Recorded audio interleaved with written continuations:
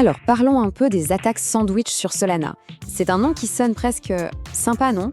Pourtant, derrière ce terme se cache un vrai problème qui a coûté très cher à des milliers et des milliers d'utilisateurs. Mais comme on va le voir, l'histoire est un peu plus nuancée qu'il n'y paraît. Oui, toutes les 4 secondes, il faut s'imaginer ça. Pas si longtemps en arrière, à chaque fois qu'on clignait des yeux plusieurs fois, hop, un utilisateur de Solana se faisait piéger. C'est dire à quel point le phénomène était massif et constant. Mais ça, c'était avant. La vraie question, c'est où en est-on aujourd'hui? Est-ce que la situation s'est améliorée? Pour le savoir, on va plonger dans les chiffres les plus récents et voir quel est l'impact réel de ces attaques en ce moment même. Ok, avant de se jeter sur les stats, petit rappel rapide, c'est essentiel de bien comprendre comment ça marche, une attaque sandwich. En fait, le principe est presque diabolique de simplicité. Un attaquant voit une transaction arriver. Juste avant qu'elle ne passe, il en place une pour faire grimper le prix artificiellement. La transaction de la victime s'exécute donc à ce prix plus élevé. Et tout de suite après, l'attaquant revend et il empoche la différence. La victime, elle, se retrouve littéralement prise en sandwich.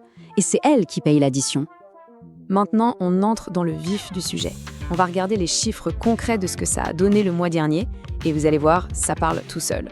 Ces chiffres, ils sortent d'une analyse assez poussée d'un observateur connu sous le pseudo de Cardano Dave, et ça nous donne une photographie très claire de la situation. Allez, on décortique ça ensemble. Premier chiffre, et pas des moindres, plus de 30 000 victimes. Ce qui est important de comprendre ici, c'est l'échelle humaine. Ce n'est pas juste une ligne dans un tableau. Ce sont des dizaines de milliers de personnes qui ont perdu de l'argent sur leurs transactions, souvent sans même savoir ce qui venait de se passer.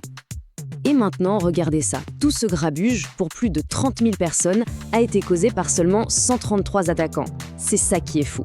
Ça montre à quel point ces techniques peuvent être rentables et dévastatrices, même quand elles sont utilisées par un tout petit groupe. Au total, le butin s'élève à plus de 2000 SOL. Bon, 2000 SOL, c'est bien, mais qu'est-ce que ça représente vraiment en argent sonnant et trébuchant? Presque un demi-million de dollars. Voilà, en un seul mois. C'est une somme colossale qui a été siphonnée directement depuis les transactions des utilisateurs. Ça, c'est un rappel assez brutal de l'impact financier très concret de ces attaques. Mais attention, ces chiffres, aussi inquiétants soient-ils, ne disent pas tout.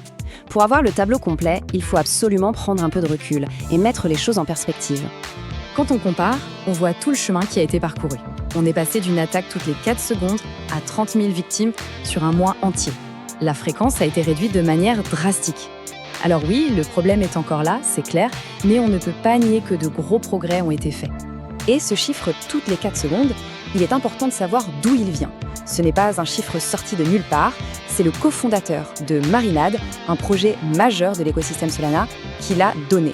C'est une reconnaissance de l'intérieur de la gravité du problème à l'époque. Tout ça nous amène à la question finale. Et maintenant, comment la communauté gère cette situation? La quête de solutions est toujours en cours et parfois elle prend des tournures assez intéressantes. La recherche de solutions, ce n'est pas toujours que des lignes de code. Par exemple, Max Resnick d'Anza a proposé une solution un peu sur le ton de la blague, tout en profitant pour lancer quelques petites piques à l'écosystème concurrent Cardano. Ça montre bien une chose. Dans la crypto, les solutions techniques se mêlent souvent au dialogue et même à la rivalité entre les différentes communautés. Et on termine sur cette réflexion. Pour un problème aussi complexe, est-ce que la réponse se trouve uniquement dans une innovation technique pure? Ou bien est-ce que la dynamique humaine, cette compétition, cette conversation permanente entre les projets et les communautés, joue un rôle tout aussi fondamental pour faire avancer les choses? C'est une question qui mérite qu'on y pense.